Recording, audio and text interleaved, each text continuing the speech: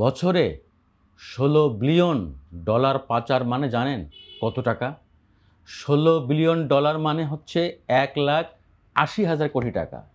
আর সেটিকে যদি আমরা ১৫ দিয়ে গুণ দিই ১৫ বছরে, তাহলে দাঁড়ায় ২৮ লাখ কোটি টাকা।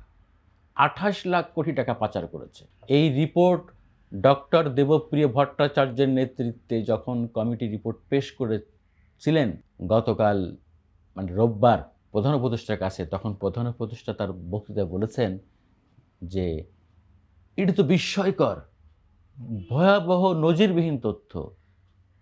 পরবর্তী প্রজন্মের জানানোর জন্য এটি আমাদের পাঠ্যপুস্তকে তুলে ধরতে হবে।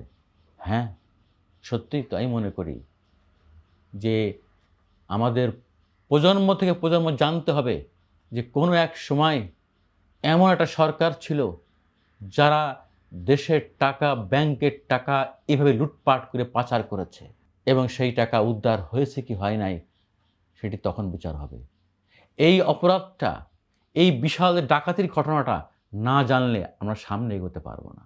আমি তো মনে করি সবার মতো জুলাই আগস্টের যে বেদনা, যে লড়াইয়ের গল্পগুলো, এগুলো আমাদের ধরে রাখতে হবে।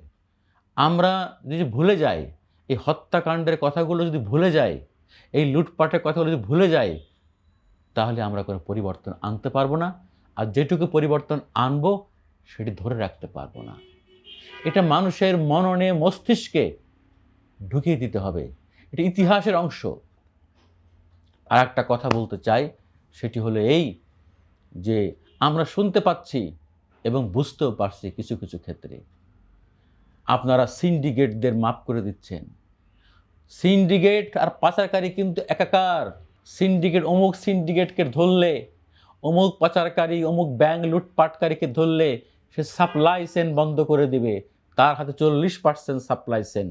এই জিম্মি দশা থেকে আপনাদের বেরোতে হবে। তাহলে তো ওরা আরও পেয়ে বসবে। কে আপনাদের মাথায় বুদ্ধি দিল? বিকল্প পথ বের করেন। এইসব মাফিয়াদের ক্ষমা করা যাবে না। এইসব মাফিয়ারা বাঁচার জন্য ওই জামাতের ঘাড়ে, বিএনপির ঘাড়ে কিন্তু ভর করছে। অনেককে পারচেজ করে নিচ্ছে রক্ষা কবচ হিসাবে। বিএনপির ভাইরা হয়তো মাইন্ড করতে পারেন, কিচ্ছু করার নাই। সত্য কথা বলতেই হবে। আপনাদের লোকজন সামলান, যারা লোভের কারণে বিক্রি হয়ে যাচ্ছে ওই দুর্বৃত্তদের কাছে, ওই রাঘব বোয়ালদের কাছে, ওই হাসিনা দোসরদের কাছে, তাদের আটকান। না হলে আপনাদের কিন্তু অনেক বদনাম হবে, হচ্ছে এবং আরও হবে। আপনাদের অনেক লোক বিক্রি হয়ে গেছে, তারা এখন তাদের রক্ষা কবচ, এইখান থেকে বেরোতে হবে। না হলে আপনাদের জনপ্রিয়তা কমবে, আপনাদের ভোট কমবে। একটা কথা তো বুঝতে পারছেন, আগামীর বাংলাদেশে আর লুটপাট হবে না, হতে দেবে না। আর ভোট কারচুপি হবে না, হতে দেবে না। আমরা সেই বাংলাদেশ বিনির্মাণের শপথ নিয়েছি।